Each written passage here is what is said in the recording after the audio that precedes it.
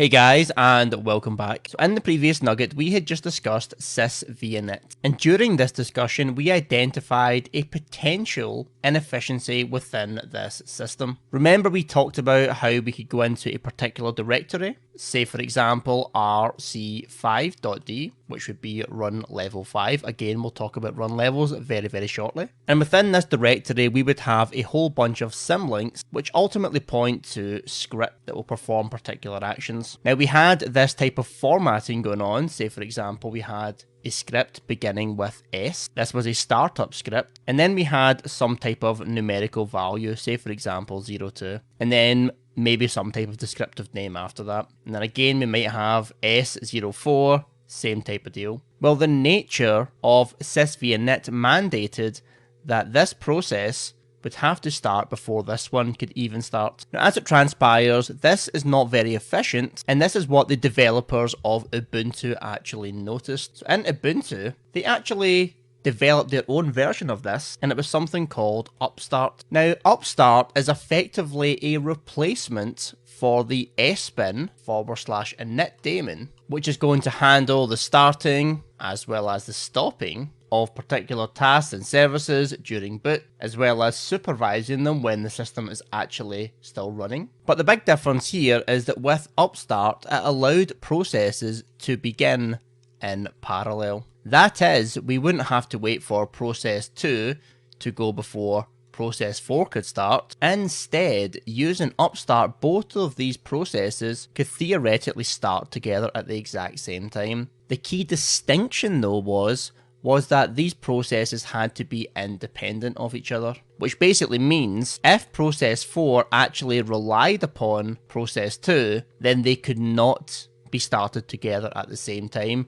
Just as before, process 2 would have to start and process 4 would have to follow. However, if we had two other processes, let's maybe say process 6 and process 11, if they were not related, well, there was no real limitation to stop this process starting at the exact same time as this process, and potentially a whole host of other processes. So the start order was not just numerical. It wasn't just based on a number system, 1 goes before 2, goes before 3. Basically, we could group together processes and start them in bulk, again assuming they were not interrelated. Now the cool thing about Upstart, the way it was designed, was that it was designed with backward compatibility in mind. Simply put, if you happen to know sys via init really quite well, then all of the tools and features you use with sys via init would be basically used the same way using Upstart. The difference is you're going to get this improved performance. Now it's important to note that, like I say, in accordance with this concept of backwards compatibility, we have a whole bunch of init configuration files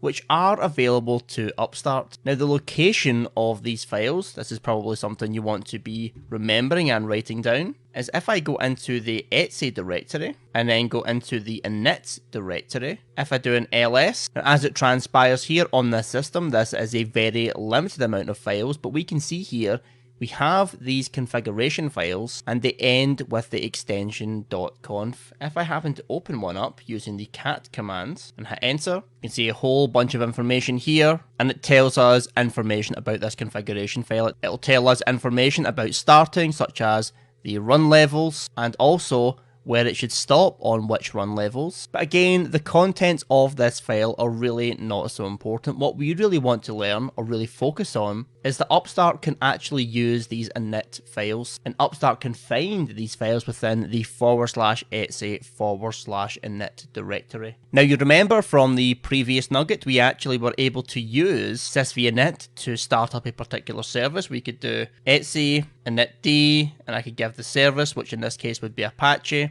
and I could say something like say start, and I'll just stop this right now. Now with sys via init, we also had the other option for specifying the service command. We could say service Apache 2, and again we would get the same type of invocation. What we want to know here is that for Upstart, there actually is a different command to use, and that command is called initctl.